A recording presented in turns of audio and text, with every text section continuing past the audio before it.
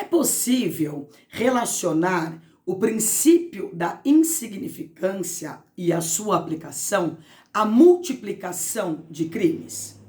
A pergunta pode parecer curiosa num primeiro momento, mas são tantas as vertentes que podemos trabalhar quando estudamos este princípio, que vale a pena trazer mais essa linha de pensamento aqui para trabalharmos juntos. Eu sou a Fernanda Gonçalves, advogada e professora, e é acerca de uma decisão do TJ da Bahia que eu quero conversar com vocês.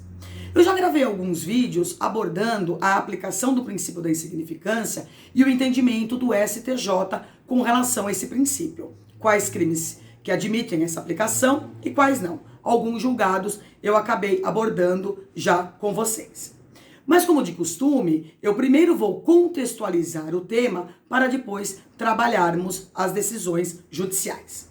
O princípio da insignificância, também conhecido como princípio de bagatela, requer para a sua aplicação a observância de alguns requisitos. E mesmo em alguns casos, estando presente os requisitos, a sua aplicação ela não é autorizada. Aqui nós podemos citar o exemplo da justiça militar e nos crimes praticados contra a administração pública. Inclusive, o STJ tem a súmula 599 nesse sentido. Abre aspas, o princípio da insignificância é inaplicável aos crimes contra a administração pública.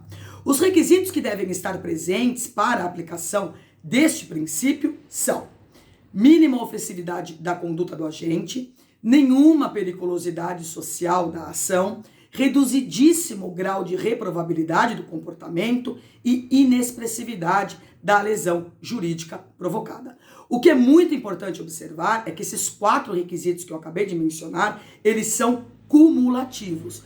Todos devem estar presentes para que possa ser reconhecido a aplicação do princípio da insignificância. Então, como é muito polêmico a aplicação desse princípio, o que ele acarreta? Por que tem toda essa divergência? Alguns crimes se aplicam, outros não. Qual que é a importância do reconhecimento desse princípio na prática? O que acontece com a situação processual do acusado, do condenado ou do recorrente, se for reconhecido esse princípio? Esse princípio, ele afasta a tipicidade material, uma vez que as condutas que não forem lesivas aos bens juridicamente protegidos, elas são tidas como atípica, ou seja, não é crime. Se o fato é atípico, o agente não praticou crime algum. Por isso que a sua aplicação ela é tão controvertida, porque uma vez reconhecido o princípio da insignificância, o agente ele não terá praticado crime algum.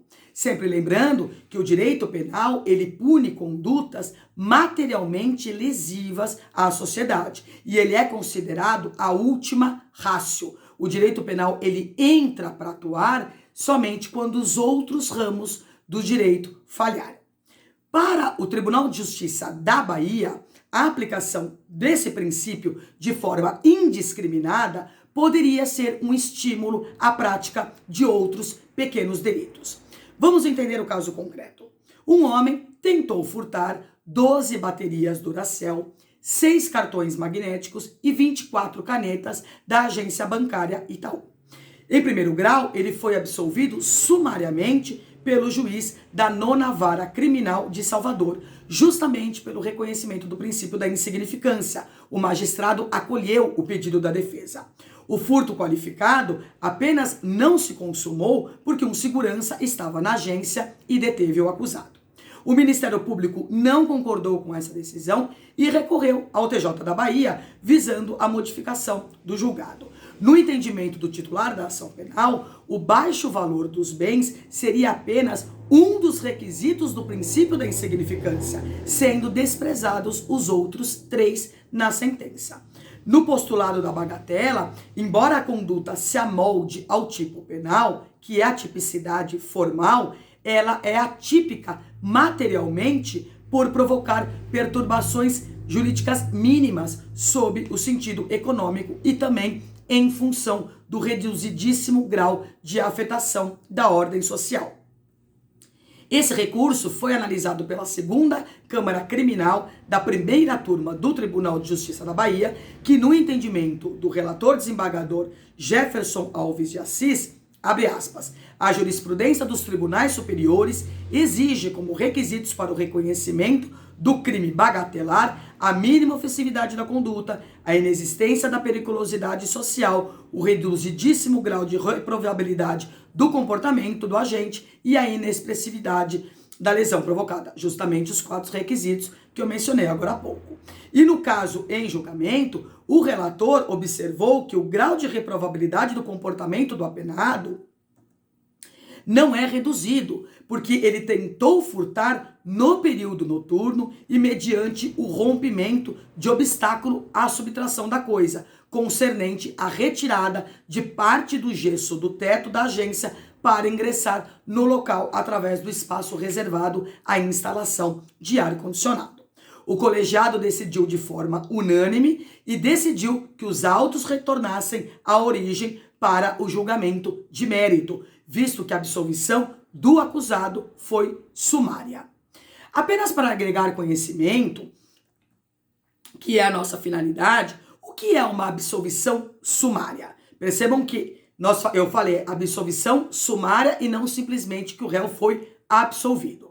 A possibilidade da absolvição sumária, ela está prevista no artigo 397 do Código de Processo Penal, que estabelece: após o cumprimento do disposto no artigo 396-A e parágrafos desse código, o juiz deverá absolver sumariamente o acusado quando verificar: inciso 1º, a existência manifesta de causa excludente de ilicitude do fato.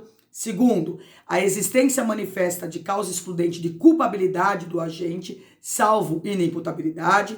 Inciso 3º, que o fato narrado evidentemente não constitui crime, e foi nesse inciso que o juiz utilizou.